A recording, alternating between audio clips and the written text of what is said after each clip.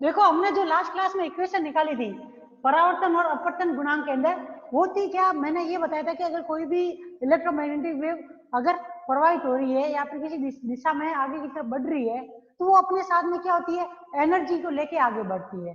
तो प्रति एकांक क्षेत्रफल पर प्रति सेकंड उसने कितनी ऊर्जा प्रवाहित की, वह ऊर्जा क्या कहलाएगी, वह उसकी ऊर्जा फ्लक्स के रूप में या फिर किसके रूप में, पॉइंटिंग सदिश के रूप में परिभाषित की जाती थी। तो वहां से जो हमने फॉर्मूला निकाला था इसका, वो क्या निकला था, कौन सी तरंग के लिए, आपतित तरंग के लिए, आपतित तरंग के लिए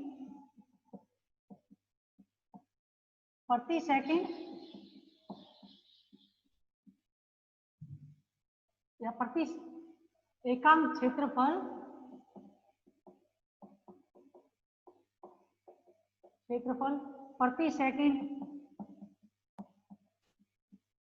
प्रवाहित ऊर्जा, इसका जो सूत्र लिखा था वो क्या निकला था आपके, J1 वेक्टर बराबर हमने क्या लिखा था, P1 vector dot N1 cap, क्योंकि ये N1 कैप क्या है, ये ऊर्जा के प्रवाह की दिशा को प्रदर्शित कर रहा है। अब देखो यहाँ पे आपको P1 कैप क्या है, पॉइंटिंग सदिश है, और पॉइंटिंग सदिश का जो फॉर्मूला निकाला था एवरेज पॉइंटिंग सदिश का, वो हमने क्या पढ़ा था, E0 का स्क्वायर अपॉन 2Z, ठीक है, ये बड़ा था। अब देखो यहाँ पर देखो ये P बराबर E0 square upon 2Z dot K cap, यहाँ पे E0 क्या है, कोई भी विद्युत चुंबकीय तरंग है उसका क्या है ये आयाम, Z क्या है, जिस भी माध्यम में वो तरंग गति कर रही है वहां पे उसके उस तरंग के प्रवाह के लिए जो प्रतिबाधा उत्पन्न होती है वो Z हो गई। और K कैप क्या है, K कैप ऊर्जा फ्लक्स के प्रवाह की दर को प्रदर्शित करता है। और इन दोनों के जब हम क्या निकाले, प्रति सेकंड प्रति एकांक क्षेत्रफल के ऊपर ऊर्जा का मान और फ्लक्स के बीच में रिलेशन निकालते तो वो इस प्रकार से लिया जाता है। ये हमने जब मुक्त आकाश के लिए तरंग को पढ़ा था उसमें पॉइंटिंग सदिश को निकाला था, फिर एवरेज एनर्जी निकाली थी, एवरेज एनर्जी डेंसिटी निकाली थी, फिर ऊर्जा फ्लक्स निकाला था। उन दोनों के बीच में जो हमने रिलेशन निकाला था, तब आप देखोगे रिलेशन के अंदर आप देखोगे कि एवरेज के साइन के अंदर यू आ रहा था, उस यू और पी के अंदर जो रिलेशन था वो क्या था, वो इस प्रकार से था।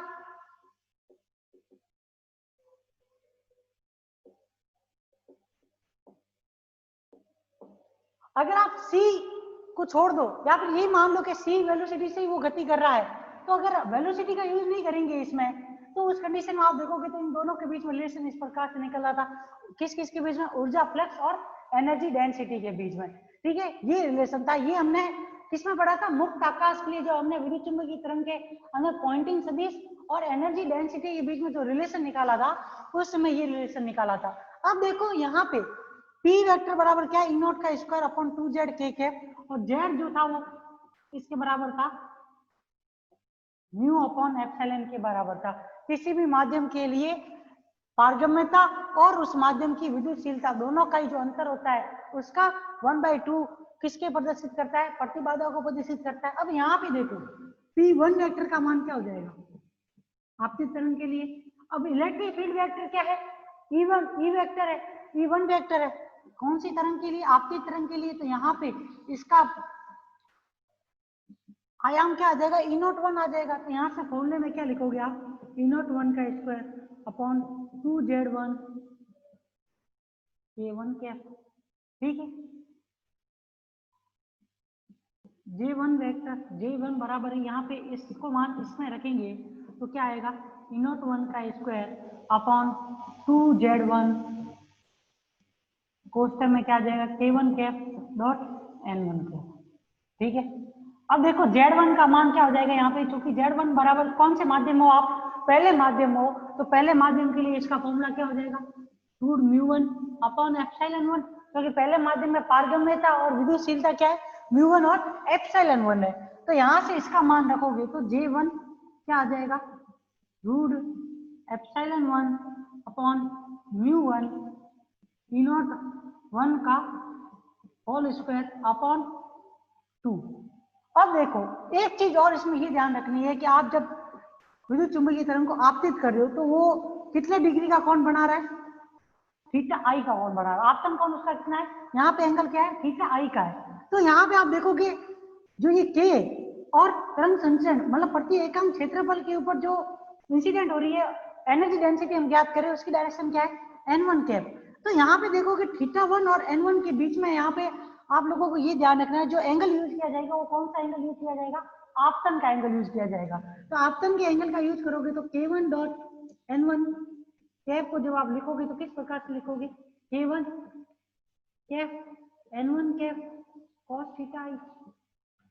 ठीक है, अब यहाँ पे देखोगे ये दोनों ही n1 कैप और k1 कैप दोनों ही क्या है, दोनों ही क्या है, एकांक सदिश है। एकांक सदिश है तो इनका परिणाम क्या होगा, 1.1 cos theta i।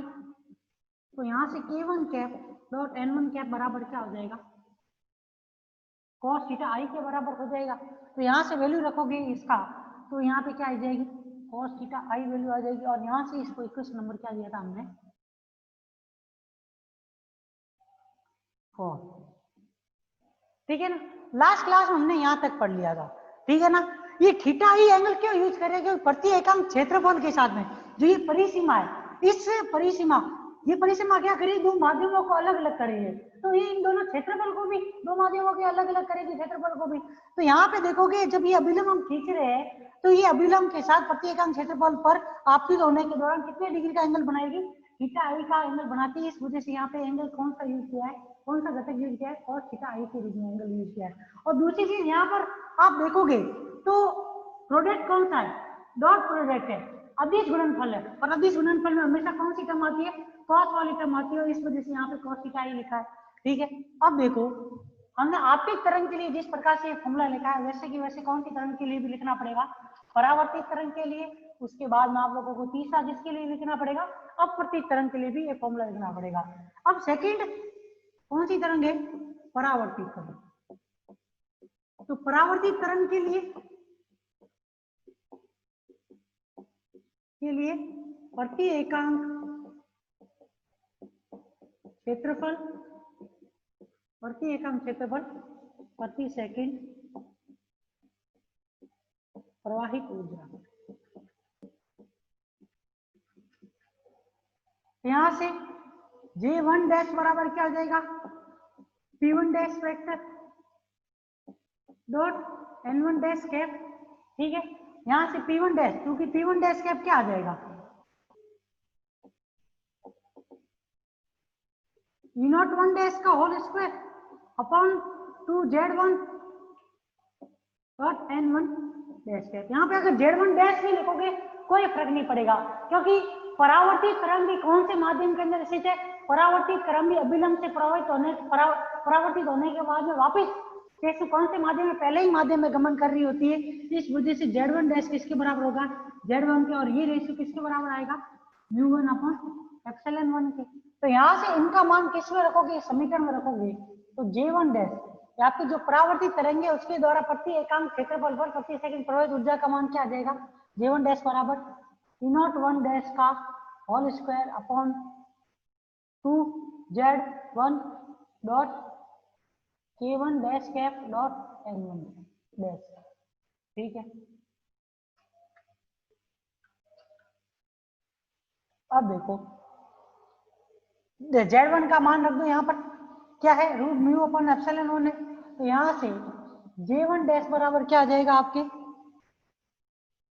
Root epsilon 1 upon μ1 E01 का होल स्क्वायर अपॉन 2 क्वेश्चन में क्या लिख दो, K1 dash cap dot N1 dash cap.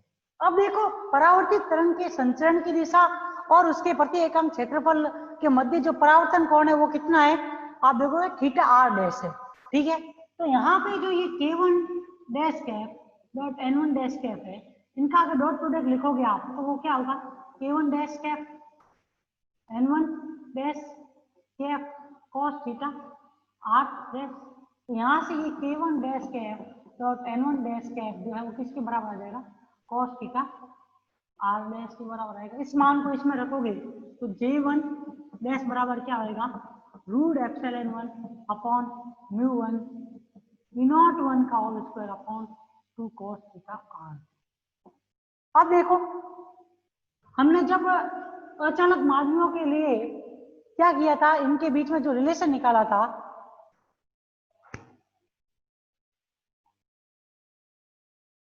अब देखो cos थीटा r डैश, क्योंकि हमने जब ये टॉपिक स्टार्ट किया था तब हमने क्या कहा था, मैंने क्या कहा था आपको, कोई भी माध्यम, दो माध्यमों की परिसीमा से अगर हम परिसीमा पर किसी भी तरंग को इंसिडेंट करते हैं तो उसका परावर्तन और अपवर्तन दोनों ही होता है। तो उस कंडीशन में वो 4 नियमों का पालन करती है। उसमें हमने ये भी पढ़ा था कि जो परावर्तन और अपवर्तन और कौन सा आपतन कोण जो होता है अभिलंब के साथ में, वो क्या होते हैं, बराबर होते हैं।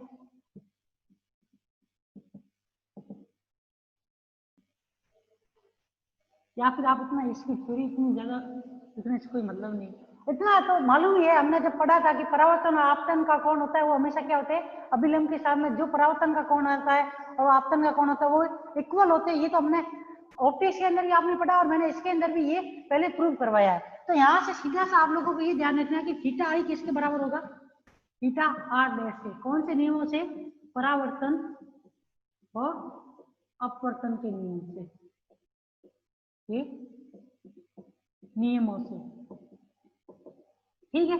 अब यहाँ पे मान रख दो इस cos थीटा, थीटा आई की जगह पे, थीटा आर डैश की जगह पे थीटा आई डैश, तो यहाँ से J1 डैश बराबर क्या आ जाएगा, root epsilon 1 upon mu 1 E not 1 dash का whole square upon 2 cos theta i. ये क्या हो जाएगी, क्वेश्चन नंबर आपके 5। अब देखो परावर्तित तरंग के लिए भी हमने क्या निकाल दी, प्रति एकांक क्षेत्रफल पर प्रति सेकंड प्रवाहित ऊर्जा का मान निकाल लिया। उसी प्रकार से तीसरी तरंग कौन सी है आप लोगों के, अपवर्तित तरंग। तो हमें अब इस किसके लिए, अपवर्तित तरंग के लिए भी प्रति एकांक क्षेत्रफल पर प्रति सेकंड प्रवाहित ऊर्जा का मान क्या होगा, J2 बराबर क्या आ जाएगा, P2 वेक्टर डॉट N2 क्या। अब देखो यहां से इस P2 वेक्टर का मान क्या होगा, P2 वेक्टर बराबर आ जाएगा आपकी ई नॉट 2 का whole square upon 2Z2 dot K2 क्या। अब देखो यहाँ पे जो Z2 होगा दूसरे माध्यम के लिए, दूसरे माध्यम के लिए पारगम्यता और विद्युतशीलता क्या है, μ2 अपॉन μ2 और एप्सिलॉन 2। तो यहाँ से Z2 का मान जो है किसके बराबर आएगा, 2 μ2 अपॉन एप्सिलॉन 2 के बराबर आएगा। तो यहाँ से देखो जब आप इस P2 और इस Z2 का मान इस समीकरण में रखोगे तो J2 बराबर क्या आ जाएगा, root epsilon 2 upon μ2 e not 2 का होल स्क्वायर अपॉन 2 कोष्टक में क्या होगा, K2 cap dot N2 cap. Angle अपवर्तित तरंग के लिए कौन सा है, थीटा आर है। तो यहां से आप देखो जो ये K2 cap dot N2 cap है ये किसके बराबर होगा, K2 cap N2 cap cos theta r, जिसका मान किसके बराबर आ जाएगा, K2 cap dot N2 cap का मान वो cos थीटा आर के बराबर आ जाएगा। ठीक है, इस मान को इस समीकरण में रखोगे तो जो J2 वेक्टर है या J2 है फिर अपवर्तित तरंग द्वारा प्रति सेकंड प्रवाहित ऊर्जा का मान जो है उसके समीकरण क्या आ जाएगा, एप्सिलॉन 2 अपॉन μ2 ई नॉट 2 का whole square upon 2 cos theta r. ये आपके क्या होगी, समीकरण नंबर 6।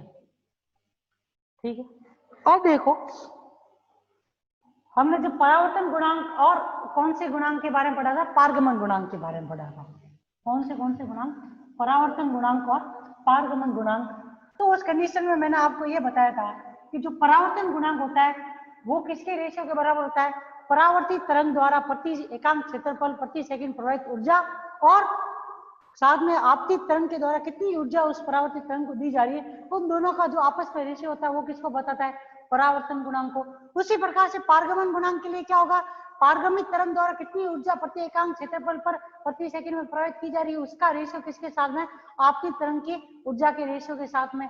ये दो रेशियो होंगे वो पारगमन गुणांक को और परावर्तन और आपतन तरंग वाली ऊर्जा का जो रेशियो होगा वो किसको प्रदर्शित करेगा, परावर्तन गुणांक को। तो यहाँ से जो आपने इक्वेशन नंबर 1 थी, उस इक्वेशन नंबर 1 में आपने क्या पढ़ा था, R बराबर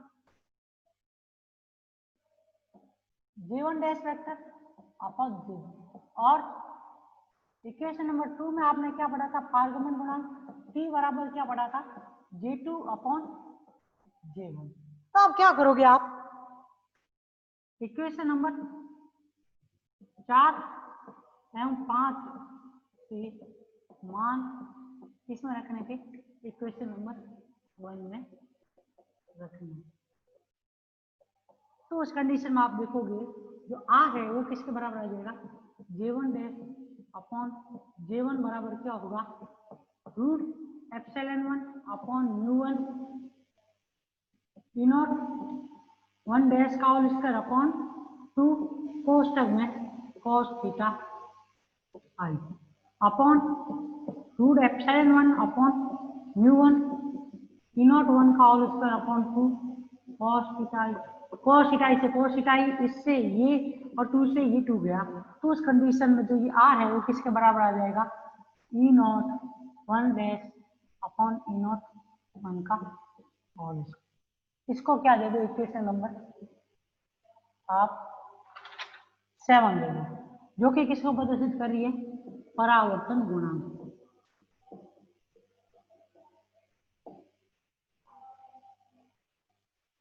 ठीक है ना, ये किसका प्रदर्शित करेगी, परावर्तन गुणांक। मैंने पहले भी बताया था जब हमने स्टार्ट किया था ये टॉपिक, तो उस समय भी मैंने बताया था कि अगर कोई भी विद्युत चुम्बकीय तरंग किसी माध्यम से परावर्तित या अपवर्तित होती है तो उस कंडीशन में उस तरंग के आयाम और उन तरंगों के आयामों के बीच में जो रिलेशन है वो किसको प्रदर्शित करेगा, फ्रेनेल समीकरण को। उन्हीं आयामों की सहायता से हम क्या ज्ञात कर सकते हैं, उन्हीं आयाम की सहायता से हम उन तरंगों के परावर्तन गुणांक और पारगमन गुणांक को ज्ञात कर सकते हैं। तो आप यहाँ पे देखोगे ना इक्वेशन नंबर 7 में, अब आप देखोगे तो ये किसके ऊपर इक्वेशन डिपेंड कर रही है, ये परावर्तित तरंग और आपतित तरंग के आयाम के ऊपर डिपेंड कर रही है। तो फ्रेनेल समीकरण के द्वारा आयाम का जो मान ज्ञात करना है, आयाम का रेशियो निकालने का कारण मेन क्या होता है, मेन कारण ही ये होता है कि हमें क्या पता करना होता है, इस परावर्तन गुणांक और पारगमन गुणांक, मतलब जो ऊर्जा प्रवाहित हो रही है परावर्तित तरंग और पारगमित तरंग के द्वारा, उस ऊर्जा का रिलेशन जो ज्ञात करना होता है, उस वजह से क्या किया जाता है, फ्रेनेल समीकरण का भी उपयोग किया जाता है। अब देखो, अब क्या करोगे, इक्वेशन नंबर 6 और किससे 5 से मान किस में रखोगे, equation number 6 and equation number 5 से मान इक्वेशन नंबर 2 में रखना। जब इक्वेशन नंबर 6 और 5 से मान आप इक्वेशन नंबर 2 में रखोगे तो उस कंडीशन के अंदर जो पारगमन गुणांक T है वो किसके बराबर आ जाएगा, J2 अपॉन J1 बराबर रूट एप्सिलॉन 2 अपॉन म्यू2 ई नॉट 2 का whole square upon 2 cos theta r upon root epsilon 1 upon म्यू1 ई नॉट 1 का whole square upon 2 cos theta r। अब देखो यहाँ पे एक चीज ये आप लोगों को ध्यान रखनी है कि जो कुचालक या फिर जो अचालक माध्यम होते हैं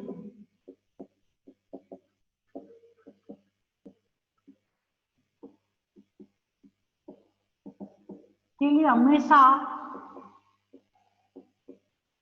चुंबकीय पारगम्यता का मान क्या होता है,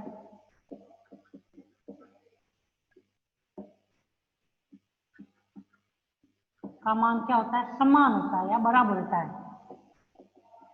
नियत वैल्यू होती है, वो कभी भी बदलती नहीं है चुंबकीय पारगम्यता, कैसे माध्यम हो, जब अचालक माध्यम हो। तो उस कंडीशन में यहाँ पे ये म्यू1 बराबर किसके हो जाएगा, म्यू2 बराबर एक कांस्टेंट वैल्यू, मान लो म्यू नॉट के बराबर है, तो उस कंडीशन में यहाँ पे टी बराबर क्या आ जाएगा, टी बराबर आएगा आपके root epsilon 2 upon epsilon 1 E not 2 का whole square upon E not 1 का whole square cos theta r। इसको समीकरण नंबर 1 दो। अभी देखो इसमें भी आप देखोगे तो रेशियो किस चीज का आ रहा है, किसके ऊपर ये इक्वेशन डिपेंड कर रही है, ये कांस्टेंट वैल्यू है, ये भी कांस्टेंट वैल्यू है। परिवर्तित होने वाली वैल्यू कौन सी है? अपवर्तित तरंग और आपतित तरंग के जो आयाम का रेशियो वो हम क्या कर सकते हैं, एक फिक्स वैल्यू के बाद में या उनके माध्यम के अपवर्तनांक के ऊपर डिपेंड होने के कारण बदल सकता है। लेकिन फिर भी आप देखोगे तो यहाँ पर भी पारगमन गुणांक भी किसके ऊपर डिपेंड कर रहा है? पारगमन गुणांक भी क्या कर रहा है? उन तरंगों के आयाम के ऊपर डिपेंड कर रहा है। ठीक है, अब देखो यहाँ पे एक इक्वेशन के अंदर एक चीज और बदल सकते हैं, या फिर इसके अंदर एक चीज और दूसरे रूप में इसको और निकाल सकते हैं। वो देखो कैसे। आपने जो पढ़ा है वेलोसिटी को, किसी विद्युत चुम्बकीय तरंग के लिए जो वेलोसिटी है वो किसके बराबर होती है? v बराबर 1/√μ/ε, या फिर आपने जो c पढ़ा था वो किसके था? 1/√μ0/ε। ऐसा क्यों आ रहा था? क्योंकि मुक्त आकाश के लिए जो रिलेटिव परमेबिलिटी और दूसरा इसको बोलते हैं आप पारगम्यता और एक को आप बोलते हैं विद्युतशीलता, जिसको इंग्लिश में परमेबिलिटी और एक को बोलते हैं दूसरा नाम याद नहीं आ रहा है अभी मेरे को। इन दोनों के बीच में जो रिलेशन होता है दोनों के लिए, कैसे आकाश के लिए? मुक्त आकाश के लिए, मुक्त आकाश के लिए म्यू आर और एप्सिलॉन आर दोनों किसके बराबर होते हैं? 1 के लिए होते हैं। अगर हम सी को इसी तरीके से लिखेंगे ना तो रूट म्यू और एप्सिलॉन भी लिख सकते हैं, परंतु उसमें चेंजिंग कुछ भी नहीं होगा, सेम की सेम वैल्यू आएगी।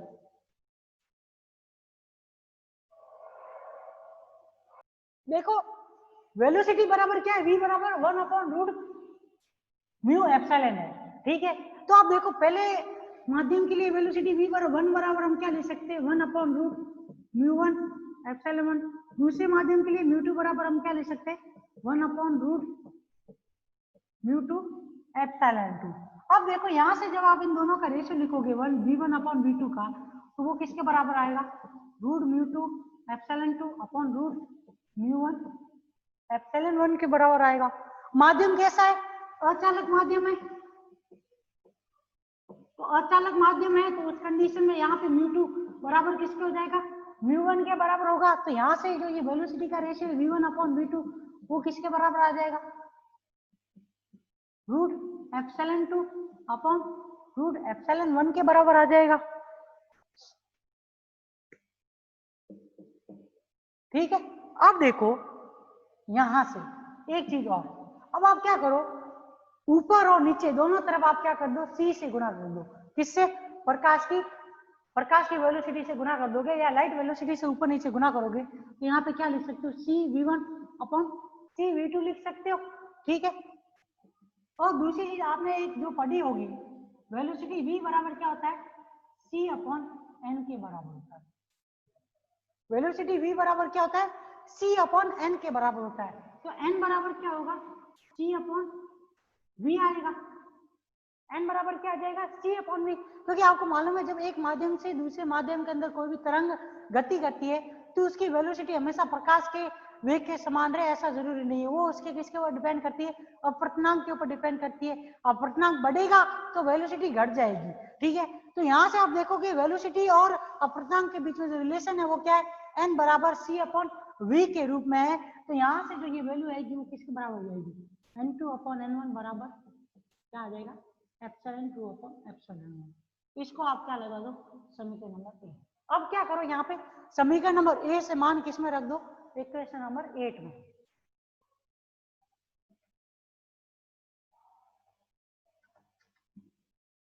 इक्वेशन नंबर ए से मान किसमें रखने का? ए से मान इक्वेशन नंबर 8 में रखने पर P बराबर क्या आ जाएगा?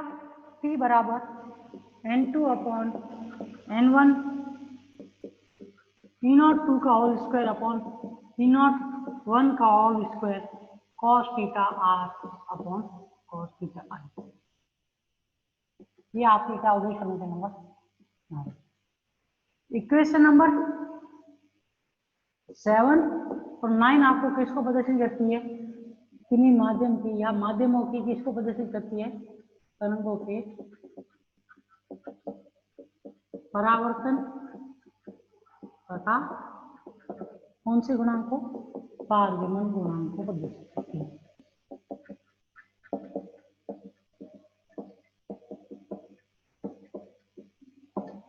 ठीक है ना। अब देखो इसमें दो चीजें हैं, एक तो क्या है, जैसे आपने यहाँ से पहले आपने जो हमने फ्रेनेल समीकरण निकाली थी, तो फ्रेनेल समीकरण हमने किस प्रकार से निकाली, दो तरीकों में निकाली थी। जब इलेक्ट्रिक फील्ड वेक्टर क्या होता था, माध्यम की परिसीमा के लंबवत हो। जब इलेक्ट्रिक फील्ड क्या हो, माध्यम की परिसीमा या जिस तल के अंदर वो माध्यम की परिसीमा है, वो परिसीमा की जब इलेक्ट्रिक फील्ड क्या है, समांतर है। दो कंडीशन पड़ी थी, जब इलेक्ट्रिक फील्ड क्या हो, तल के लंबवत हो, और एक कंडीशन पड़ी थी जब इलेक्ट्रिक फील्ड क्या हो, तल के समांतर हो। उन कंडीशन के अंदर हमने क्या किया था, फ्रेनेल समीकरण को ज्ञात किया था। उन्हीं का उपयोग करके हमें क्या करना है, यहाँ पर पारगमन गुणांक और कौन से पारगमन गुणांक और परावर्तन गुणांक दोनों का ही मान ज्ञात करना पड़ेगा। और दूसरी चीज ये कि जब आप पारगमन गुणांक और परावर्तन गुणांक को ज्ञात कर लेते हो, तो पारगमन गुणांक और परावर्तन गुणांक का उत्पन्न होने का कारण क्या है, आपतित होने वाली तरंग की ऊर्जा। तो आप लोगों को ये ध्यान रखना है कि जो ये परावर्तन गुणांक और पारगमन गुणांक दोनों किसके ऊपर डिपेंड कर रहे हैं, एनर्जी के ऊपर डिपेंड कर रहे हैं। आप ये कह सकते हो कि जो तरंग आपतित हो रही है वो ऊर्जा कितने, दो भागों में टूट रही है, दो भागों में टूट रही है, नहीं टूट रही है। अब हाँ या ना में तो बताओ जल्दी, गर्दन तो हिलाओ कोई। परावर्तित तरंग और आपतित, देखो जब भी कोई भी तरंग आती होती है तो वो दो भागों में, एक तो अपवर्तित तरंग और एक परावर्तित तरंग के अंदर विभाजित होती है। तो उस कंडीशन में क्या होगा, उस तरंग के अंदर आप देखोगे तो आपतित ऊर्जा है वो भी कितने भागों में टूटेगी, दो भागों में विभाजित होगी, एक तो परावर्तित ऊर्जा के रूप में और एक किसके रूप में, अपवर्तित ऊर्जा के रूप में। तो यहाँ पे आप देखोगे जो पारगमन गुणांक और परावर्तन गुणांक है वो कौन सी वेव के कारण आ रहा है, वो परावर्तित तरंग और अपवर्तित तरंग के कारण आ रहा है। तो आप इन दोनों को जोड़ोगे ना तो वो वैल्यू किसके बराबर आनी चाहिए, परावर्तन गुणांक और पारगमन गुणांक की वैल्यू 1 के बराबर आनी चाहिए। अगर 1 के बराबर आती है तो इसका मतलब ये किसका, ये कौन से नियम, ऊर्जा संरक्षण के नियम का पालन करते हैं। ऊर्जा संरक्षण से क्या पता चलेगा, जितनी ऊर्जा आपके पास स्टार्टिंग में थी उतनी ऊर्जा किसमें भी होनी चाहिए, लास्ट वाली कंडीशन में जब आप परावर्तन और अपवर्तन करो उस कंडीशन में भी होनी चाहिए। ठीक है ना, इसमें इतना सही पढ़ना है और कुछ भी नहीं है, वो हम नेक्स्ट क्लास में 2-3 दिन लगेंगे अभी ये टॉपिक पूरा होने में, लेकिन वो इक्वेशन अच्छे से करेंगे तो पता चल जाएगा कि किस प्रकार से ऊर्जा संरक्षण के नियम का वहां पे फॉलो हो रहा है या ऊर्जा संरक्षण का नियम किस प्रकार से आ रहा है, वहां पे पता चलेगा।